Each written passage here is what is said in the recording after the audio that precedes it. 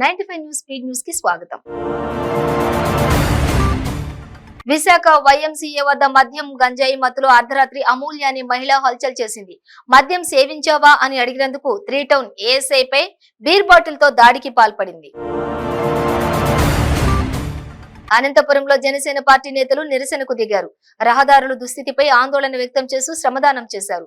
గత కొంతకాలంగా రహదారులు మరమ్మతులను పట్టించుకుని అధికారుల తీరును నిరసిస్తూ శ్రమదానం చేసి రోడ్డు మరమ్మతు పనులను చేపట్టారు. భారీ వర్షాలకు పంటలు దెబ్బతిన్న రైతులు అధైర్యపడొద్దని, ధాన్యం మొత్తం ప్రభుత్వమే కొంటుందని గుంటూరు జిల్లా కలెక్టర్ ఎం వేణుగోపాలరెడ్డి అన్నారు. వర్షాలకు పంటలు దెబ్బతిన్న ప్రాంతాలలో ఆయన పర్యటించారు. తూర్పు గోదావరి జిల్లా ఆనపర్తి ఏరియా ఆసుపత్రిలో వైద్యం వికటించి బాలింత మృతి చెందింది. బాలింత మృతదేహంతో బంధువులు ఆనపర్తి ఏరియా ఆసుపత్రి ముందు మృతదేహంతో ఆందోళన చేపట్టారు. ఏలూరు జిల్లా ఎస్పీ రాహుల్ దేవ్ శర్మకు వచ్చిన విశ్వసనీయ సమాచారం మేరకు భీమడోలు పోలీస్ స్టేషన్ ఎస్ఐతో పాటు సిబ్బంది పొలసానిపల్లి హైవే వద్ద వాహనాలు తనిఖీ చేస్తూ గంజాయి రవాణా చేస్తున్న ఐస్ క్రీమ్ వ్యాన్, ఒక హుండాయ్ వెన్యూ కారును గుర్తించారు. ఏలూరు ప్రభుత్వ ఆసుపత్రిలోని మాతా శిశు విభాగంలో శిశువు మృతి చెందాడు. వైద్యులు సిబ్బంది నిర్లక్ష్యం వల్లే శిశువు మృతి చెందాడని కుటుంబ సభ్యులు ఆరోపించారు. కృష్ణా జిల్లా గన్నవరం నియోజకవర్గం ఉంగుటూరు మండలం పొట్టిపాడు వద్ద రోడ్డు ప్రమాదం సంభవించింది.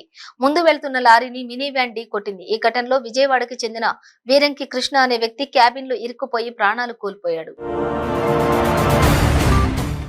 ఇంద్రకీలాద్రి పైన భవానీ దీక్షల విరమణలు ఘనంగా ప్రారంభమయ్యాయి.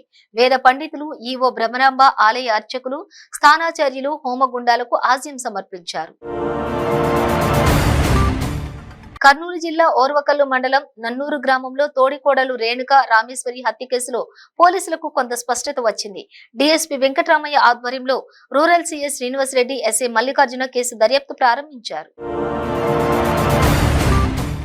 డాక్టర్ బిఆర్ అంబేద్కర్ కోనసీమ జిల్లా రావులపాలెంలోని కోనసీమ కళ్యాణ మండపంలో ఉమ్మడి తూర్పు గోదావరి జిల్లా లారీ ఓనర్స్ అసోసియేషన్ సమావేశం దుగ్గన నాగరాజు అధ్యక్షతన జరిగింది.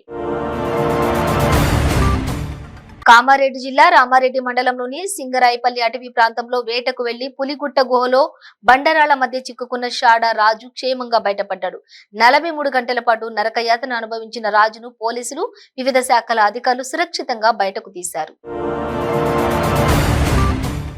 జనగామ జిల్లా పాలకుర్తి మండల కేంద్రంలోని మంత్రి క్యాంపు కార్యాలయంలో మంత్రి ఎర్రబెల్లి దయాకర్ రావు లబ్ధిదారులకు సీఎం రిలీఫ్ ఫండ్ చెక్కులను అందజేశారు.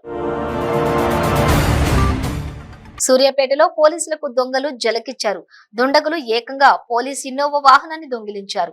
అదృష్టవశాత్తు దొంగిలించిన పోలీస్ వాహనం కోదాడ పట్టణంలోని హుజూర్ నగర్ రోడ్ వైన్స్ సమీపంలో లభ్యమైంది. ఆలంపూర్ అభివృద్ధికి తాను సాయశక్తుల కృషి చేస్తారని, ఎవరు పార్టీ విడినా మనోధైర్యం కోల్పోవద్దని ఏఐసిసి కార్యదర్శి మాజీ ఎమ్మెల్యే సంపత్ కుమార్ కార్యకర్తలకు సూచించారు. మలక్పేట్ నియోజకవర్గం ముసారాంబాగ్ శ్రీపురం కాలనీలోని శ్రీ వెంకటేశ్వర స్వామి దేవాలయం వద్ద అనిల్ యాదవ్ గురుస్వామి, సంతోష్ యాదవ్ గురుస్వామి ఆధ్వర్యంలో 18 అండబండి మహాపడి పూజ కార్యక్రమం అంగరంగ వైభవంగా జరిగింది. తడిసిన, రంగుమారిన, మొలకెత్తిన ధాన్యాన్ని కొనుగోలు చేయాలని డిమాండ్ చేస్తూ రెడ్డిగూడెం మండలం కోనపరాజు పరువలో రైతులతో కలిసి తెదేపా నేత మాజీ మంత్రి దేవినేని ఉమా నిరసన తెలిపారు.